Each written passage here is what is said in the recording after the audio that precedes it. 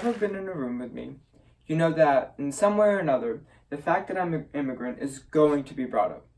I mean, someone will mention the fact that they're hungry, and then I'll casually bring up the fact that for the first 8 years of my life, I had to eat straight mayonnaise for dinner. Or someone will mention a childhood TV show that they're missing, and then I'll bring up the fact that for me to watch television as a child, I had to stick one hand out the window with an antenna and learn Russian. Or someone will bring up having stayed up all night because of the street noise. And then I'll bring up how one night Russians invaded my country. But they're just casual tidbits about being a former citizen of a second world nation. When I bring up these scenarios, I joke that I'm a minority and that I'm underprivileged and I've had to endure so much struggle in my life. And yeah, that's true. But the other day I had a little epiphany. So I was brushing my teeth and I caught a glimpse of myself in the mirror. And do you know what I saw staring back at me? I saw a man with light skin, shaggy 2010 Justin Bieber hair, no accent.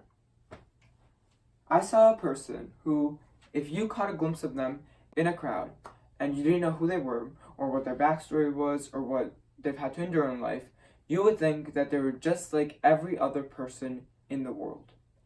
I saw a privileged, white, American male. We all have our problems. I mean, some of us struggle with mental health, others struggle with family issues, and some with financial distress. I mean, if you look around you in the room you're sitting in right now, I'm certain that every person you see has some sort of problem or another, whether they choose to show it or not. But that's the point. These people have the power to not be judged or ridiculed or discriminated because of an inherent part of themselves. Because privilege isn't the idea that you don't have any problems. It's just the idea that an undeniable part of your identity, whether that be your race or your gender or your orientation, isn't the root cause of your issues.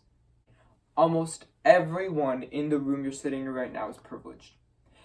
And I can't help but think that if they realize that too, we could make the world such a better place. So let's talk about race.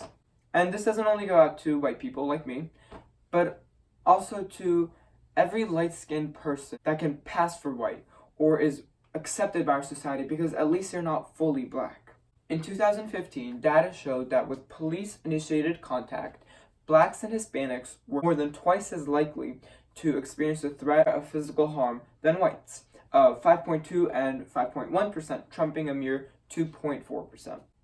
In 2018, data showed that with police shootings that involved unarmed, non-aggressive victims, blacks made up 34.9% of that victim pool, a number disproportionate to the actual black population of the United States.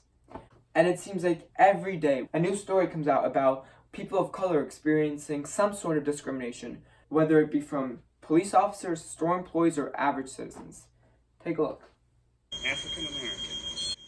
Black. No, I'm not African American. I'm black. He was standing next to me talking to his son, and this lady decides to butt in somehow and is now calling the cops. Remember, we only kill black people. Now this is where us privileged folk come in. Just because of the pigment in our skin, we have the power to address this festering sore in our society. So the next time we see a black person being held at gunpoint because of a simple traffic violation, we should ask ourselves, is this right? Determine that it isn't, and approach.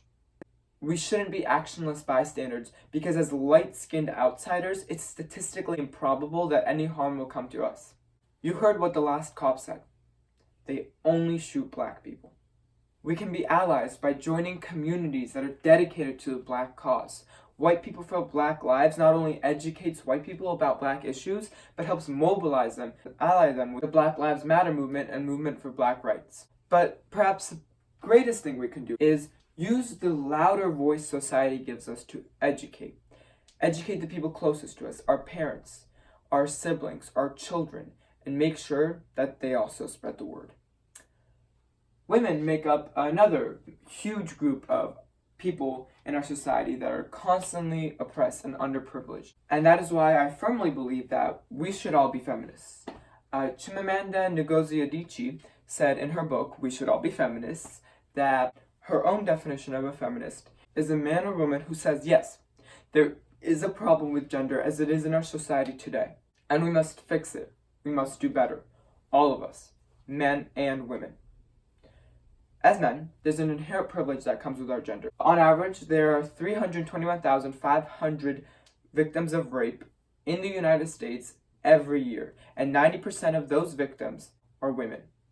So, what can us men do? Well, statistically, we're actually less likely to believe in victims of sexual assault. Bringing up the recent case of the Kavanaugh hearings, 37% of men were likely to believe Ford, and 39% of men were likely to believe Kavanaugh, which is a stark contrast to 52% of women that believed Ford. So yes, this is only one instance, but it shows a larger trend. We as men can listen, believe survivors of rape rather than looking down on them and telling them they're over-emotional or they misinterpreted the situation. And we can teach our children to be better. Not only our daughters to say no or to take preventative measures, but we can teach our sons the importance of consent. There are also still subtle misogynies that plague the world today. Studies show that 25% of women have been paid less for doing the same job as a man, and 42% of women have experienced one of these forms of workplace discrimination or another. But it seems like workplace discrimination is an issue that's being addressed less and less as time goes on. As male allies, what we can do is acknowledge this gender discrimination when we see it. Point out when a woman deserves a promotion more than a man, or when her accomplishments go unnoticed over your own.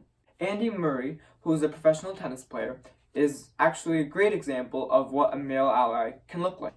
Take a look. You're the first person ever to win 2 Olympic tennis gold medals. That's an extraordinary feat, isn't it? Well, to defend the singles title, I think Venus and Serena have won about 4 each, but hadn't defended the singles title before. Sam is the first U.S. player to reach a major semifinal since 2009. How would you describe Male player. I beg your pardon? Male player, right? Yes, first male player. That is what an ally should do. Not work so hard to be woke that it seems disingenuous, but when they do see discrimination, speak up. Not in a way that makes them feel entitled or paints this picture of a savior, but in a way that feels like they genuinely care. When I say the word ally, images of world wars and international alliances must come to mind. And to be honest, that's still largely valid for this context. Every day, men and women alike in the United States are fighting for their own rights. Rights of life, liberty, and the pursuit of happiness. So, those of us that can, let's fight alongside them.